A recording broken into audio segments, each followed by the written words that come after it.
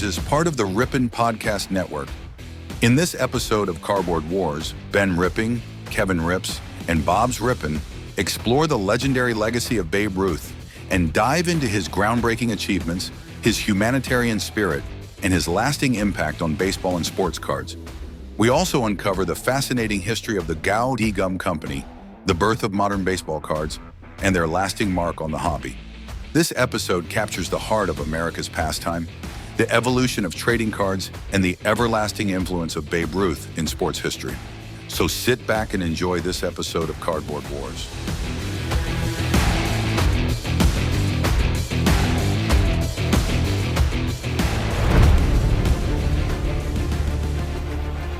It's October 1st, 1932, Game 3 of the World Series. Yankee Stadium is shaking. Nearly 50,000 fans are packed shoulder to shoulder.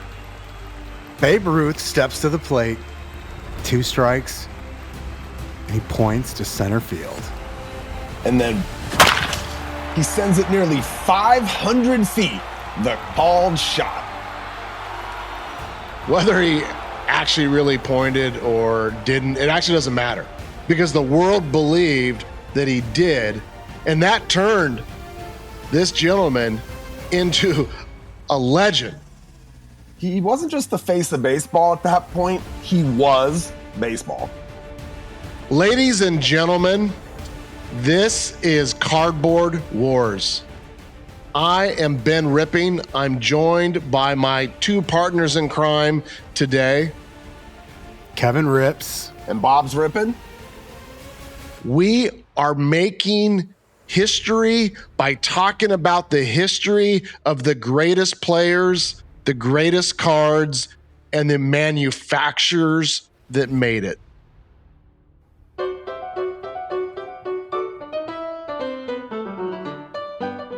Baltimore, 1895, a rough neighborhood called Pigtown. By 7, little George was sent to St. Mary's Industrial School for Boys. First of all, Bob, I want to know about a town called Pigtown, but that's for later. I'll just do some more research. Anyways, that's where brother Matthias changed his life, taught him discipline, pitching mechanics, and of course, power. By 1914, he was a left-handed prodigy, right? The guy was a great pitcher, signed by the Orioles, and then eventually the Boston Red Sox, of course. In 1916, guys, he wins 23 games. He has a 1.75 ERA, and he shuts out the Chicago White Sox in the World Series. But everyone knew his bat was even louder than his arm. In 1919, he hit 29 home runs, more than most teams did the entire year. And that was the beginning of the curse because that winter, Boston sold him to the Yankees for, get this, $100,000, a record deal that would define sports history.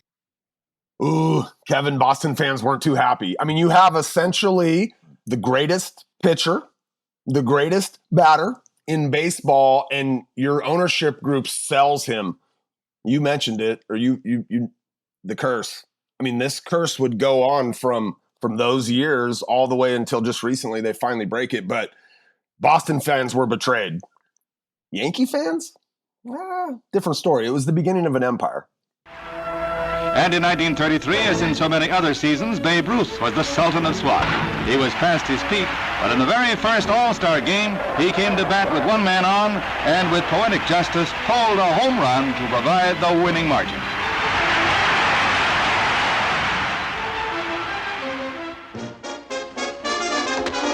New York, 1920, Babe Ruth explodes onto the biggest stage in sports where the Yankees played.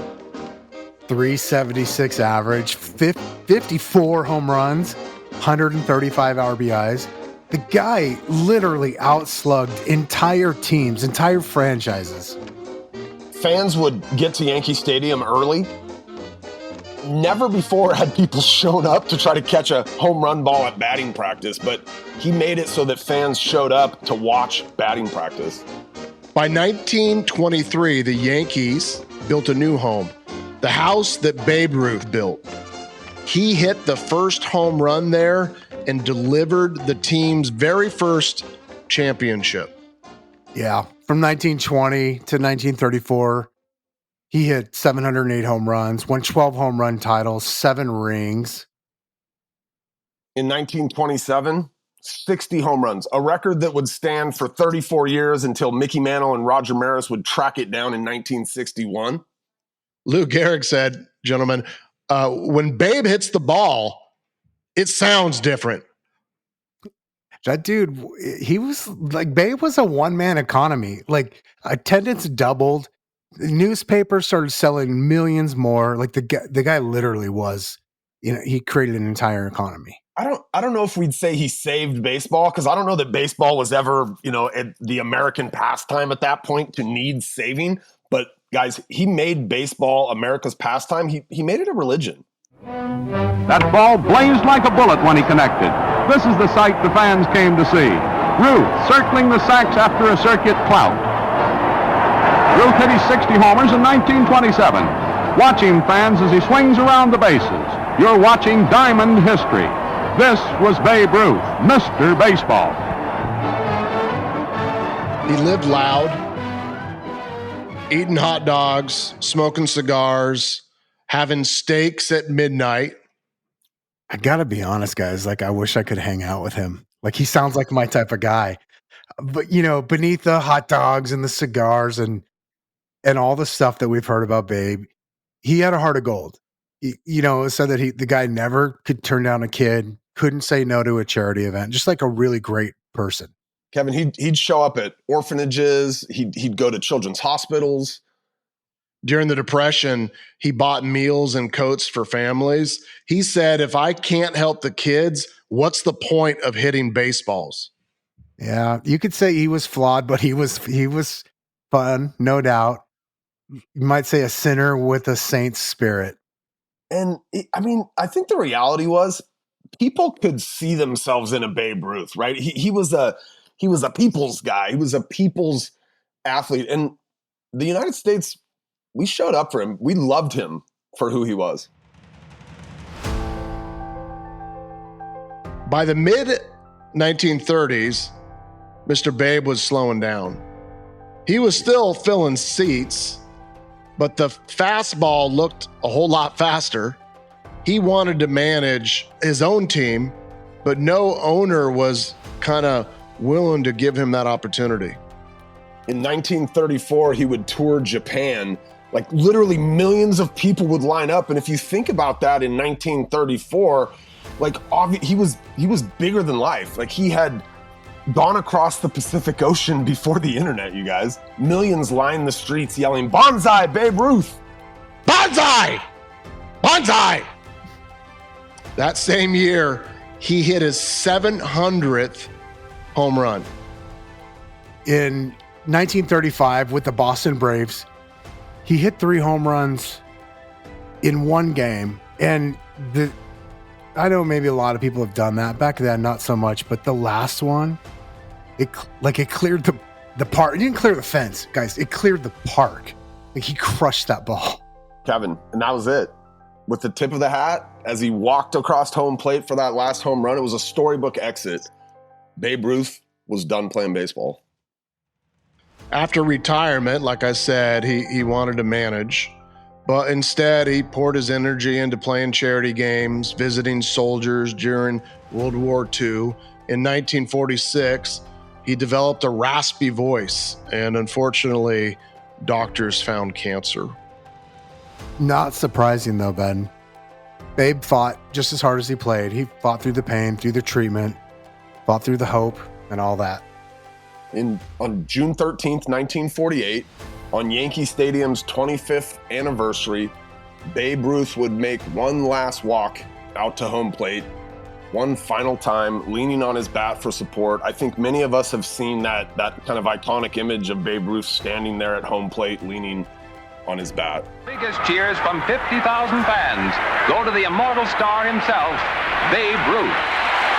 The Bambino is still the game's greatest showman. There's been so many lovely things said about me, and I'm glad that I've had the opportunity to thank everybody. Thank you.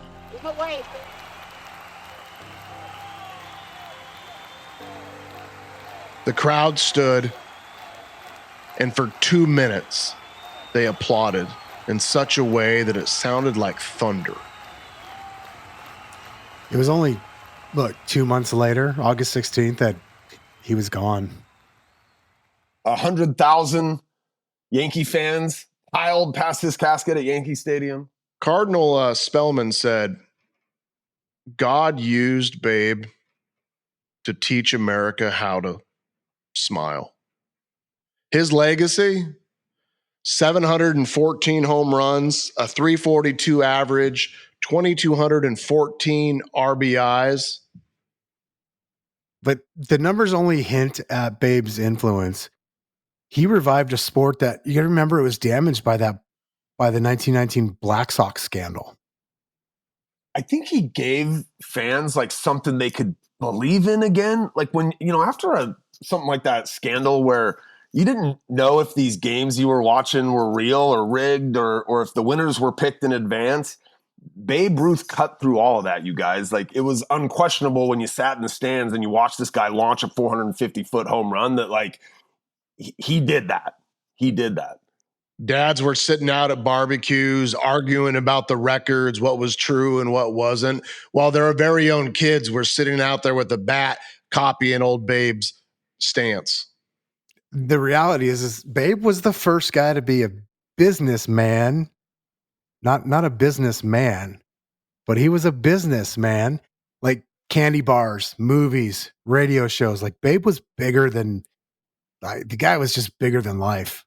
And he would inspire a generation of baseball players. Mickey Mantle said, he made me want to hit the baseball to the moon. Hank Aaron added, no one will ever mean to the game what Babe did. That whole next generation of players, all the players that our parents collected, you guys, the Mays and Mantle, and they all were inspired by Babe Ruth. No doubt. One of the founding members of the Hall of Fame in 36. And even as we say his name today, guys, like his name means power, joy, freedom, baseball. Like the guy still has such a lasting impact. Look, he wasn't a saint. That's probably why you wanted to hang out with him, Kevin. Is that why? He was no saint, right? He was human. Lie. He was human. And I think the fans, the people that showed up at the ballpark, they could relate to him. They saw themselves in him. He wasn't this, he acted like they did. He went and did the same things after the game as they went home and did. And I think that's why we still care today, because he was such a human fixture in society. I think one of my favorite things he ever said is, never let the fear of striking out keep you from playing the game. Like to this day, that is solid advice, whether we're talking about baseball or life. That was my entire dating strategy in college. That line outlived him. It was painted on the dugout walls and locker doors around the world. In 1999, Time magazine named him one of the 100 most influential people of the century. Yeah, he's still got a statue in Baltimore that just draws the people in. Kids will leave baseball that written on and say, thanks, Babe. I mean, think about it. This much longer, however many years, I'm not going to do public math, Ben, and you and I talked about that before, but however many years later this is, and there's still people who they're literally saying thanks to this guy for what he did to the sport. And there's still people standing up, pointing to the outside fence before they swing, pretending to be Babe Ruth or just trying to get a smile of everybody else watching them. At the end of the day, he hit further. He lived a loud life. He laughed harder than about anybody. And he turned baseball into something pretty special. Now, what's really important to our podcast is how does that relate to the cards? And I want to talk about probably the most famous card that he's on, even though it's not truly his rookie card. Today we tear open packs of Topps Chrome or some Panini product, but way before these hobby boxes and jumbo boxes and special editions, it all started with gum inside of tobacco. And one of the most famous ones was an immigrant entrepreneur who thought America needed a bigger reason to smile, and he started a kind of a new way to find these cards. The Gowdy Gum Company. And they would essentially help invent the modern baseball card.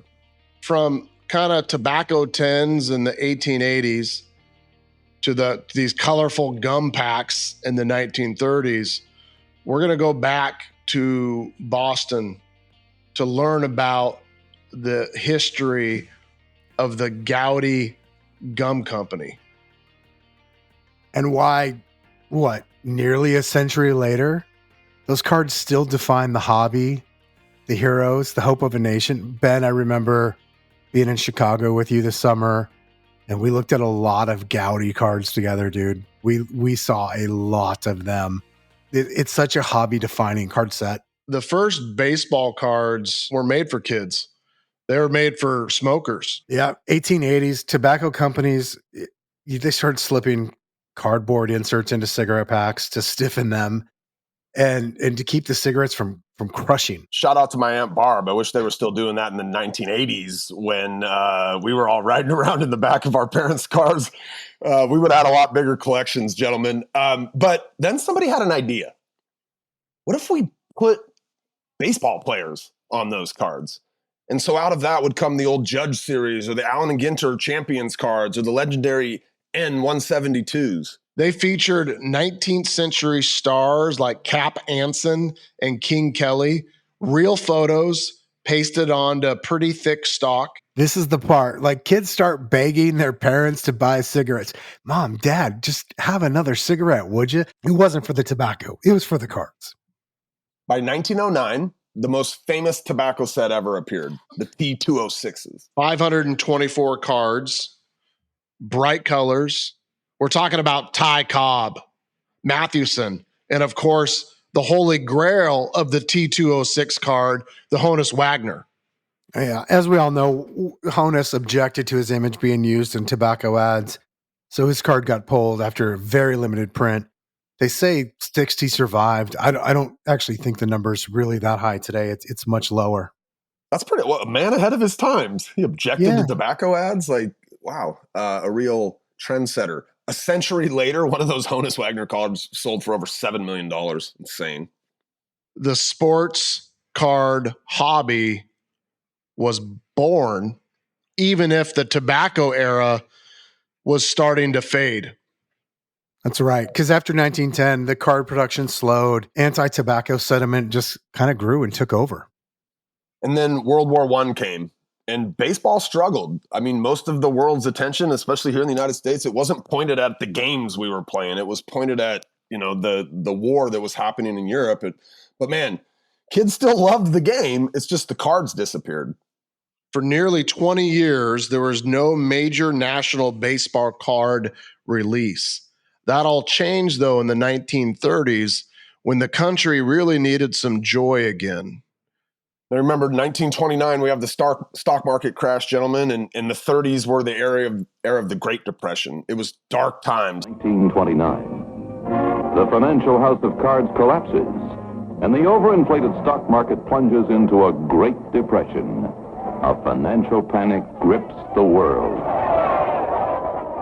People didn't have a lot of money, but for a penny, you could actually buy a piece of happiness. And the man who made it happen for our story was a Mr. Gordon Gowdy. Mr. Gowdy was a Canadian immigrant. Sorry for all you Toronto baseball fans that are currently listening to the podcast. We apologize. Kevin has no apologies. I don't think Kevin has any. Zero. Coming from a couple of Dodgers fans right here. He was a Canadian immigrant who built a chewing gum business in Boston. Yeah, it was like by 1919, the Goudey Gum Company was already selling, penny gum to kids all across New England. But in 1933, with the Depression like right at its worst, you guys, we were deep into the Depression, 3-4 years now. Gowdy decided to pair two of America's favorite things, and God bless this man for doing it: baseball cards and bubble gum. He launched a national campaign, the Goudey Gum baseball cards, one stick of gum, one card of your hero. Those cards were thick, but here's the thing, they were colorful, beautifully painted, not photos, portraits. And they had colors. A lot of the earlier cards were like sepia colored, or they almost looked, these ones had reds and greens and yellows. It was hope for a dusty nation printed in color. In 1933, the Gowdy set included 240 cards. For millions of kids, it was the first baseball card they had ever seen. I mean, and the lineup was incredible for these kids, like Babe Ruth, Lou Gehrig, Jimmy Fox, Lefty Grove, Roger Hornsby, Hubble. Like, what a group in that to kick off a baseball card. Now, set. pay attention to this stat that Bob's going to share, because if you want to understand the Babe Ruth cards of 1933, you got to understand what Bob's going to share with you right now. There were 4 of them, you guys. Not one. Everybody else had one. Babe Ruth had 4 cards in that set. He was card number 53, 144, 149, and 181. He was the only player with multiple cards that year. There was a red one, a yellow one, a green one, and then one with him swinging his bat, holding a bat in a field. Kids traded these cards left and right. They were chewing the gum, taping the cards to walls, dreaming of being in Yankee Stadium themselves. Back then, a complete set only cost $12, but Kevin, a complete set today is probably worth what? It's it's over $1 million. Like, I don't even know what the math on that would be, but it is a lot, especially if it's in really great condition. So that year, Gowdy's gum sales tripled. I mean, can you imagine, Ben, we have businesses around. Just the next year, you make one big decision and your business triples the following year. That doesn't happen very often. At the height of the Depression, when candy stores were closing, Gowdy was hiring. Baseball cards had become a national pastime within the pastime of baseball. And then a mystery. Card number 106. It was missing from every pack. Nap Lajoie?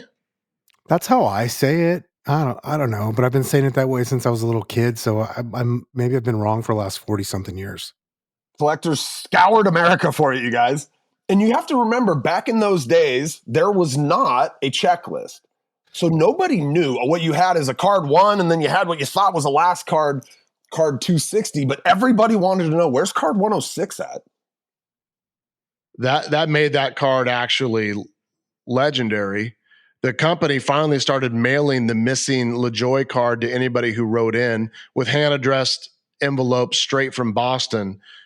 Today, a genuine 1933 Lajoie can fetch over $30,000. You guys, when we were doing some of the research for this, I found some, I don't know, conspiracy theories that they had done this on purpose, potentially, with the idea being that because there wasn't a checklist and you would, and people would try to go out and build this set, that if you just didn't have the card 106, you would just keep buying more and more and more packs of gum or sticks of gum in order to get that last card in the set, but it was never there. And obviously it goes on to where people are like, what's going on? And they start reaching out and then they start mailing them out to kind of make up for it. Yeah, that missing number taught generations of collectors I think we all eventually learn. The thrill in cards and collecting isn't just in owning something, but it's in finding it. Yeah, well said. Success brings rivals, though, gentlemen. The National Chickle launched Diamond Stars in 1934. The U.S. caramel entered the market. The gum card wars had officially begun. To stand out, Gowdy printed Lou Gehrig says, ... across its 1934 series, an early celebrity endorsement campaign. It worked for a while, but the economy kept crashing. By 1938, Gowdy released the fun, cartoonish, heads-up styled cards. Yeah, kind of playful, experimental, but, I think eventually the public just moved on. By 1941, sugar rationing and the war halted production. The gum wars went quiet. The gum company, Goudey Gum Company, was fading, and the founder eventually sold that company that year in 1941. He passed away in 1966, never ended up knowing what his legacy would become one day. Can we talk for just a second about that legacy? Because obviously the color printing, and that was a big deal. They also increased the size of the cards. And you guys, why that mattered is on the back of those cards then, what had never previously been done is they started writing stories and putting statistics of the players. And so Gowdy really became kind of the model for what baseball cards would become moving into the future. But after he would pass away in 1966, another name kind of rose up, Topps, right? Bigger, flashier, the bubble gum and the glossy photos. But every Topps card was built on that Gowdy blueprint. The Goudey Gum Company lasted barely 2 decades, but the cards outlived the man. They outlived the factory, and they for sure outlived the actual gum. These cards built an industry and built a hobby that we're all a part of. Let's talk a little bit about what PSA has to say. PSA in a 10 has no card number 53, has no card number 144, has no card number 149. In card number 181, there is one single PSA 10. In a 9, there's 6 of card 181, 0 of 149, 4 of 144, and only 1 of 53. So the best of the best cards that you can collect if you have unlimited amounts of money are going to be in the 7 and 8 ranges. Even a card that's a 4 or a 5 will bring in $40,000, $50,000, or $60,000. When I look at the history of card sales of the 1933 Gowdy, the most valuable one I can find a history of was in 2021, a PSA 9 of the number 53 card, which is the yellow, sold for $4.2 million at auction. In 2024, a card number 149 in a PSA 8.5 sold for $1.6 million. The card number 144, where he's standing there with his bat in the field, sold in 2023 in an 8.5 for $1 million. A PSA 8 sold for $942,022 of the yellow. And probably the lowest value of the cards, a PSA 9 in the green, which is card number 181, sold for $456,000. You just see massive prices. And you can find a ungraded one or a SGC 2, for instance, sold last week for $9,500 in the red. You'll see a yellow sold 2 weeks ago in a PSA 2 for $17,000. Attainable, but that's the same price as probably 3 times what us 3 paid for our car when we bought our first vehicle. At least. Here's Babe Ruth in his own words. He says it's really hard to beat a person who never gives up. He says every strike brings me closer to the next home run.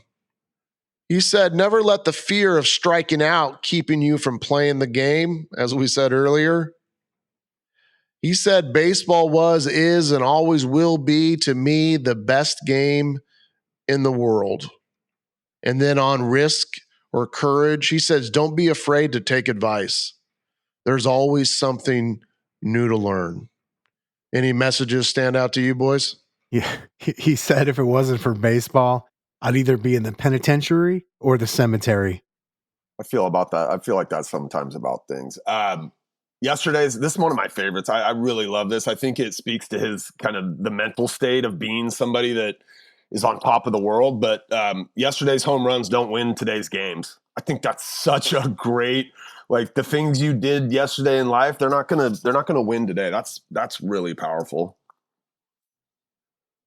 There's a couple quotes from some other folks. I love this quote, and John Drebinger is the guy quoted as it, but he said, Babe Ruth was the most uninhibited human being that he's ever known. He just did things. That is amazing. By the way, I love that, right? He was uninhibited. You couldn't stop. If he wanted to do it, he was going to go out and do it, Kevin. That last sentence, he just did things. I love that. Things. That's so good. One of my favorite quotes about him too is by a teammate, and is actually his roommate, Ping Bodie. He was asked what was it like to room with Babe, and he said, I don't know, I never see him, I room with a suitcase. You know what's funny?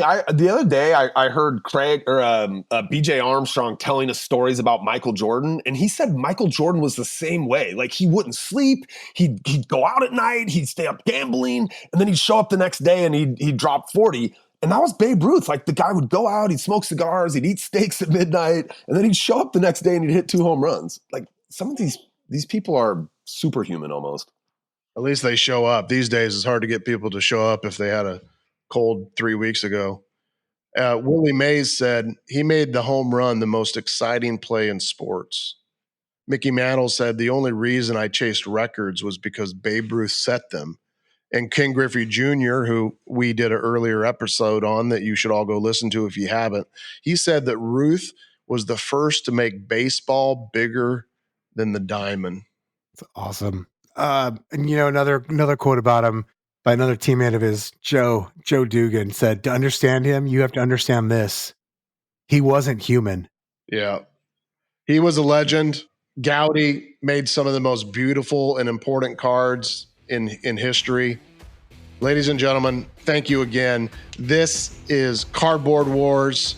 I'm your host, Ben Rippin. I'm joined, as always, with my friends and fellow collectors, Kevin and Bob. Today, we talk about the history of sports cards, the manufacturers that make them, the teams that they are a part of, and the cards that they are showcased on. Do us a favor, give us the honor, write us a review. It would mean the world to us. Share the podcast, do a social post about it. You may just win some custom Cardboard Wars swag and a little bit of love from us.